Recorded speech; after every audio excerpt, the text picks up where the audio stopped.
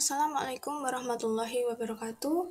Saya akan mempresentasikan proposal penelitian saya dengan judul Pengaruh konsentrasi fase eksternal dan konsentrasi carrier terhadap efisiensi ekstraksi zat warna tekstil rhodamin B dengan metode emulsion liquid membran atau ELM. Sebelumnya, perkenalkan saya Azahra Ardia Kamarati, NIM D 500 2064 dengan dosen pembimbing Ibu Nur Hidayati. Pendahuluan. Yang pertama ada latar belakang. Tekstil merupakan salah satu industri utama berdasarkan kontribusi dalam ekspor dan PDB. Peningkatan pertumbuhan industri tersebut sejalan dengan jumlah limbah tekstil yang dihasilkan. Limbah tekstil merupakan limbah cair yang dihasilkan dari proses pembernian warna dengan penambahan bahan kimia serta air sebagai media pelarutnya untuk penyempurnaan tekstil. Limbah pewarna tekstil yang dibuang sembarangan ke sungai dapat mengancam ekologi. Zat pewarna tekstil mengandung ion logam kromium, tembaga, nikel, merkuri, kadmium, dan timbal menjadi perhatian khusus karena bersifat karsinogenik dan tidak dapat terurai secara alami.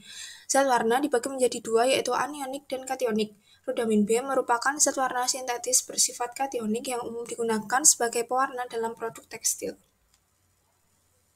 Ada beberapa metode yang dapat digunakan untuk menghilangkan pewarna dari limbah tekstil, diantaranya proses fisika, proses kimia, serta pemurnian biologis. Secara garis besar, teknik pemisahan konvensional tersebut memiliki beberapa kelemahan, yaitu biaya operasional yang tinggi, bahan yang dibutuhkan mahal, memakan waktu, efisiensi yang rendah, serta menghasilkan polutan sekunder. Teknologi pemisahan membran cair emulsion liquid membran atau ELM telah sukses digunakan untuk memisahkan senyawa fenol dari turunannya, yaitu nitrofenol dengan efisiensi 98%, pemisahan ion Hg2, ekstraksi logam berat dan hidrokarbon dalam industri pengolahan air, farmasi, dan elektrolitik, menghilangkan pewarna hijau malachite, serta pemisahan ion logam Ag. Saat ini, ELM menjadi alternatif pemisahan zat warna karena metodenya yang sederhana, murah konsumsi bahan kimia dan energi yang rendah, serta faktor pemisahan yang tinggi. Ini merupakan gambar mekanisme ELM yang saya ambil dari jurnal Muhammad N. Al-Khatib 2022. Mekanisme ELM melibatkan dua zat cair yang tercampur tanpa saling melarutkan, yaitu fase membran yang terdiri dari surfaktan, pengencer serta karier, dan fase internalnya. Fase membran dicampurkan dengan fase internal untuk pembuatan emulsi, kemudian ion pewarna kationik dalam fase eksternal diangkut ke fase emulsi dengan bantuan karier. Selanjutnya, pemisahan fase emulsi dari fase eksternal itu berlangsung di settler dan akan deemulsifikasi untuk dipecah dan dipulihkan kembali ke fase membran. Lalu pemilihan pengencer juga akan mempengaruhi stabilitas emulsi. Minyak jelantah dipilih sebagai pengencer karena dapat menggantikan pelarut sintetis berbasis hidrokarbon yang ramah lingkungan dan berpotensial untuk pembuatan GELM atau Green Emulsion Liquid Membran. Berikut ini ada state of the art dari penelitian ini. Yang pertama dari Chemical Engineering Journal Advance 2022, dari Chemical Engineering and Process Intensification 2022, Korean Journal Chemical Engineering 2020, dan Journal of Physical Science 2018. Lalu ada rumusan masalah. Yang pertama, bagaimana pengaruh konsentrasi fase eksternal terhadap efisiensi ekstraksi pada pemisahan limbah zat warna tekstil rhodamin B dengan metode emulsion liquid membran.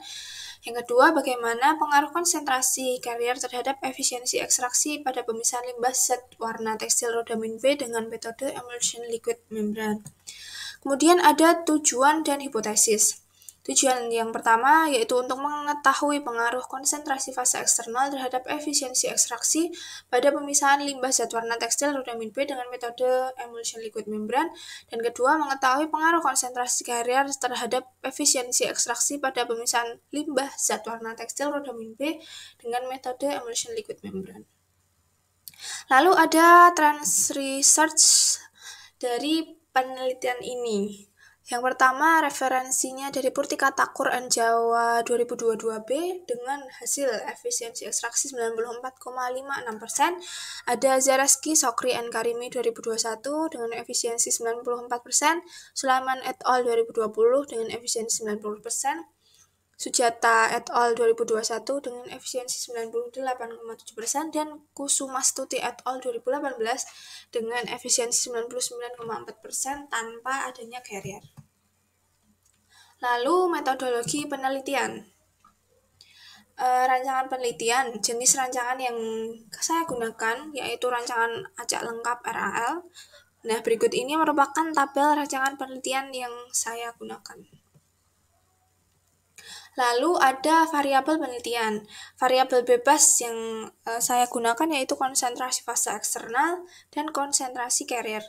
Variabel tetapnya konsentrasi span 84% mg per liter, konsentrasi fase internal 2 molar, volume fase internal banding volume fase membran 1:1, volume fase membran banding volume fase eksternal 1:3, kecepatan emulsifikasi selama 1500 rpm dalam 15 menit, kecepatan ekstraksi 200 rpm selama 7 menit dan didiamkan selama 30 menit, serta volume pengencer yaitu minyak jelantah.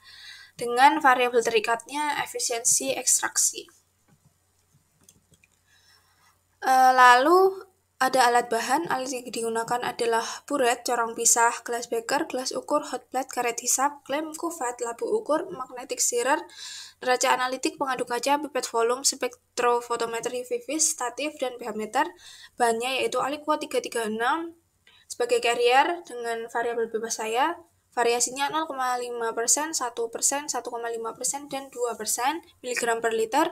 Aquades HCl 2 molar, minyak jelantah rodamin B sebagai fase eksternal dengan variasinya 5, 10, 15, 20 mg per liter dan span 80 sebanyak 4% gram per mililiter.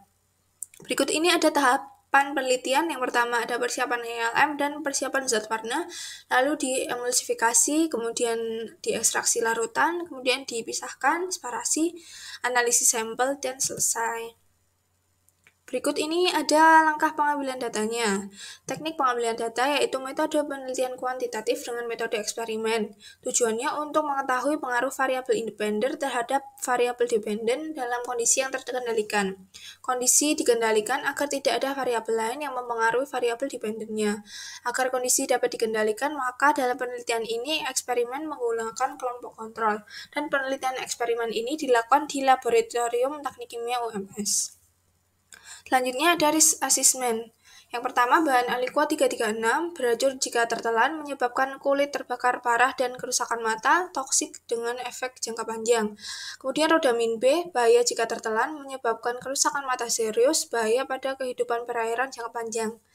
Yang ketiga, HCl menyebabkan gangguan kulit dan gangguan mata berat, dan span 80 menyebabkan iritasi kulit, iritasi mata, iritasi pernapasan. Selanjutnya ada metode analisis data. Hasil perhitungan efisiensi ekstraksi dianalisis menggunakan ANOVA satu arah atau one way ANOVA sehingga mendapatkan konstanta untuk setiap parameter yang diuji. Analisis menggunakan ANOVA satu arah juga dapat dilakukan untuk mengetahui efek variabel bebas yang diuji. Kemudian penafsiran hasil riset dengan ANOVA satu arah. Jika F0 lebih besar dari F tabel, maka H0-nya ditolak dan H1 diterima. Artinya ada perbedaan yang nyata antara perlakuan yang diberikan. Tetapi jika F0-nya lebih kecil daripada F tabel, maka H0-nya diterima dan H1-nya ditolak. Artinya tidak ada perbedaan yang nyata antar perlakuan yang diberikan. Ini merupakan jadwal penelitian yang akan saya lakukan. Yang pertama, untuk persiapan alat bahan di bulan Juli, pembuatan formulanya di bulan Juli-Agustus, lalu untuk pengujian formula, pengambilan datanya di bulan Agustus, untuk analisis hasilnya di bulan Agustus dan September, pembuatan laporan di bulan September, dan publikasi jurnalnya bulan Oktober. Nah, ucapan terima kasih saya ucapkan kepada Bu Nur Hidayati selaku dosen pembimbing, Bu Eni sebagai Kaprodi, Pak Agung sebagai Kalab, Mbak Ika Rahma sebagai asisten laboran, dan rekan saya Dina Eka serta Nabilah Miftahul selaku teman dalam penelitian. Berikut merupakan daftar pustaka yang saya gunakan dalam penelitian ini. Dan terima kasih. Sekian presentasi dari saya. Wassalamualaikum warahmatullahi wabarakatuh.